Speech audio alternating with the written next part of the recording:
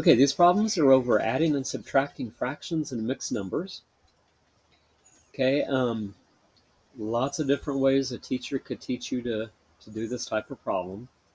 Okay, the way that I have better luck with most of my students is to make sure they're both fractions first. Okay, so if they're mixed numbers, I would have my students write these as improper fractions first. So everything's a fraction.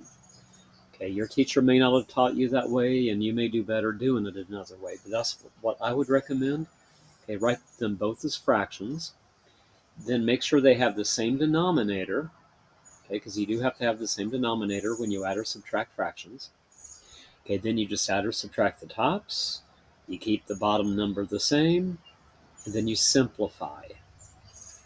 Okay, notice these problems like 12 and 13, they're the same numbers, but the first one is an add problem and the second one is a subtract.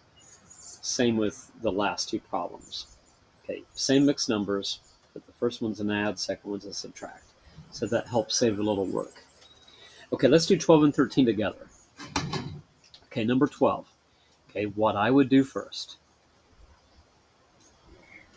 is to change both of these into fractions using, I've heard students say that their teacher taught them backward C or multiply, add, drag.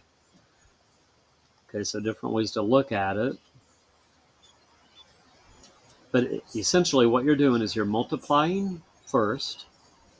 Okay, you're multiplying the 4 and the 3 together, and then you're adding the 1. Okay, 4 times 3 is 12, plus 1 is 13. So 13, keep the 3 the same. Okay, multiply, add, drag. Other kids have learned. Okay, 13 over 3.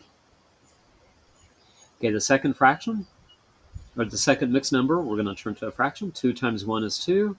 Add 1, we get 3. Keep the denominator of 2. Okay, we have 13 halves plus 3 halves. Okay, now I would go ahead and get a common denominator next. You could have done the common denominator first if you wanted, but I like to do it in this order. Okay, get a common denominator. Okay, what will 3 and 2 both go into? If you're not sure, count by 3s, count by 2s. Count by 3s, 3, 6, 9. Count by 2s would be 2, 4, 6, 8. And you're going to see that 6 is the first common number you get to.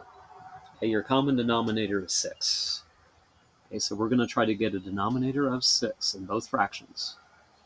Okay, to get 6, whoops, that doesn't work right. Okay, to get 6 in the first fraction, I want to multiply by 2. So I got to multiply the top by 2. To get a 6 on the bottom fraction denominator, I have to multiply by 3. So I got to multiply the top by 3. Let's do that. Okay, so I'm going to have 26 over 6 for the first fraction. And then I'm going to have 9 over 6 for my second fraction. Okay, so I have 26 over 6 and 9 over 6 added together. Add 26 plus 9 for the top. Okay, looks like 125 over 6. Okay, that is mathematically correct, but a lot of teachers don't like mixed numbers. So let's divide 6 into 125. Okay, 6 goes into 12 twice. Okay, 12 minus 12 is 0. 6 goes into 5 0 times. Okay, I'm messy here and out of room, but I'm going to have a remainder of 5. So it's going to be 20 and 5/6 as my final answer. Okay, the next problem, 4 and 1/3 minus 1 1/2. Okay, it's the same mixed numbers in the first problem we did. So we know it's going to be 13 thirds and 3 halves. We know with the common denominator, we're going to have 26, 6, and 9 sixths. Okay, the only thing different is we're going to have a subtraction problem in between. So we have 21 sixths minus 9 sixths. Okay, 6 minus 9, I got to borrow. 16 minus 9 is 7. Make that a 1. So we have 17 sixths as the answer. Okay, that is improper. So we could make that 6 into 17. Divide 6 into 17. 6 goes into 17 twice. 6 times 2 is 12. Subtract, you get 5. So 2 and 5 sixths would be your final answer. Okay, 2 and 5 sixths. So we got a common denominator. We changed them both to fractions. Then we subtracted and kept the denominator the same. Why don't you try the last two problems on your own as you pause the video, and then you can check. Okay, 14. Okay, I'm going to go ahead and change these both to improper fractions. Try not to be so messy this time. Okay, 6 times 5 is 30. Add 2, 32 fifths.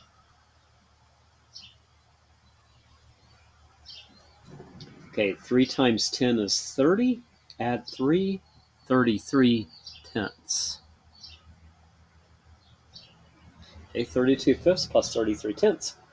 Okay, to get a common denominator, I want a number that 5 and 10 will both divide into. Okay, actually, the big denominator of 10 works. But 10 divides into 10, and 5 divides into 10. So all I really need to do is work on this first fraction to get a denominator of 10 to match up with this other 10. And I can do that by multiplying by 2's.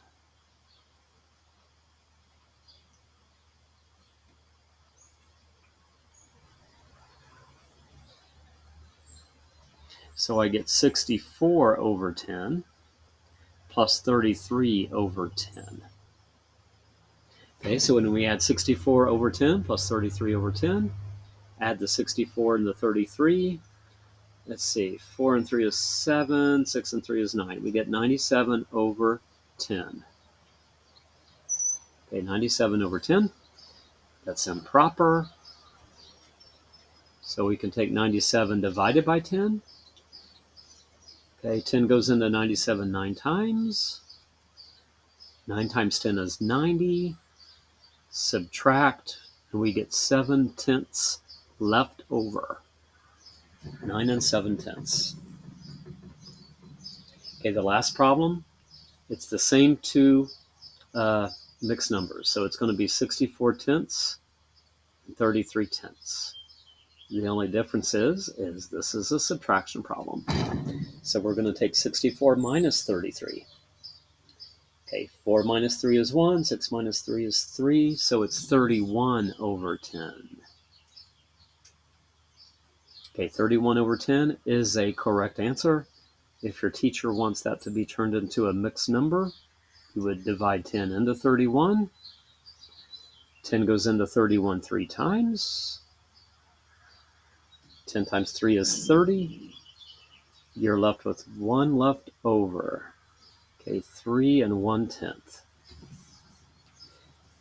Okay, guys, when you do these on Khan Academy, use the hints. But make sure if you're using the hints and you are just lost, please let me know and I will help you with this. Okay, I want you to do well. Okay, let me know if you have any questions at all.